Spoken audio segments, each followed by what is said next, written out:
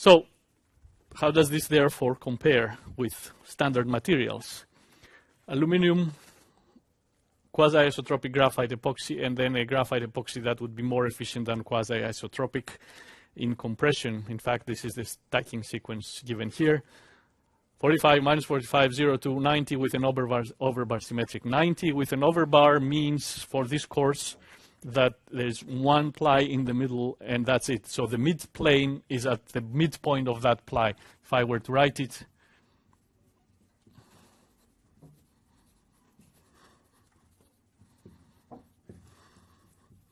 this is the full stacking sequence. So the mid plane is here, and that's what the overbar means. The overbar means I only have 190, because if I didn't have the overbar, it would mean that I have two 90s next to each other and the mid plane is in between the two of them. That's just for reference as far as this course is concerned. So stiffness, yield, compression, strain, and compression failure stress, and the corresponding values for the quasi-isotropic and for the graphite epoxy. And obviously, for the graphite epoxy, improved stacking sequence shown here at the bottom. Obviously, composites on a complete comparison in terms of actual absolute values are not as good. The saving grace is that they have significantly lower density. So if we do an example, and suppose I have some kind of a planar application, the weight or the mass, I guess, I usually call it weight, officially it's the mass, is density times the thickness times the area, the planar area of that structure. So if I have failure, I know that the failure stress will equal my applied load divided by the cross-sectional area, width times thickness. So I can solve for this thickness, which is my applied force divided by the width times the failure strength. Now if I take this and I substitute in my weight expression to replace the thickness, I get an expression for the weight which involves the density and the quantity force divided by width divided by the failure strength.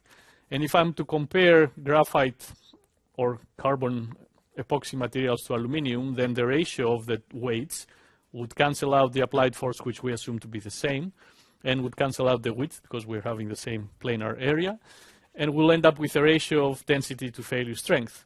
And if we use a quasi-isotropic material, then you will find that it's actually slightly heavier, 3% heavier than aluminum, and this is the typical black aluminum. Black aluminum design uses quasi-isotropic, which means the stiffness is the same in all directions, and it's not very efficient.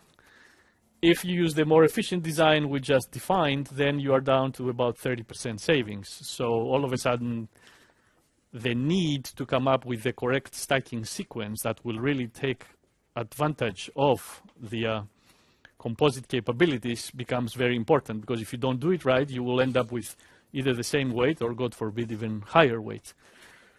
Let's get together in 15 minutes. And again, if anybody wants to see the app, they can come in here. Iterations, let's see, where's my, let me jump to this one. It's the same thing with more words. Even if I could determine stresses and strains accurately, that's not even half the battle. I need to have a way to combine those in a failure criterion or something that tells me whether the structure fails and in what way it fails. And as I've already been mentioning, strength is only one of the many possibilities. In fact, some form of stability, local buckling or global buckling, will be most of the time the critical one. So you need to design, therefore, knowing what your specific failure modes are going to be. And that sounds as a self-fulfilling prophecy. If I know what I'm designing to, then it's easy to do it well. But if you don't know what you're designing to, then it's easy to fail. So that's why we test a lot and we analyze less. There's, in the last 10, 15 years, a much bigger effort to come up with improved analytical methods that are accurate enough to allow us to simulate tests, and there is some progress in that. But as I mentioned, there is the global buckling versus local buckling, both of which somehow have to be accounted for by your analysis. Then there's buckling of bays in between the stringers, or buckling of the entire plate, or buckling in between the grids in an isogrid. And then you have out-of-plane stresses that even if you have an in-plane loading situation, in many cases you develop out-of-plane stresses. We'll talk about those a lot later on in the course. And there, your finite element cannot really help you unless you have a fine enough mesh. But to know where to put a fine enough mesh means that you know in advance that the potential of a failure due to interlaminar stresses between the plies that is in the out-of-plane direction, is high enough so that it justifies putting in a higher density. So, and that's just the beginning. And then if you think, okay, how do I model fasteners? Because if you don't model fasteners accurately, then you cannot predict bearing. How do you model accurately boundary conditions? What's the difference between simply supported and clamped conditions? We'll do some of that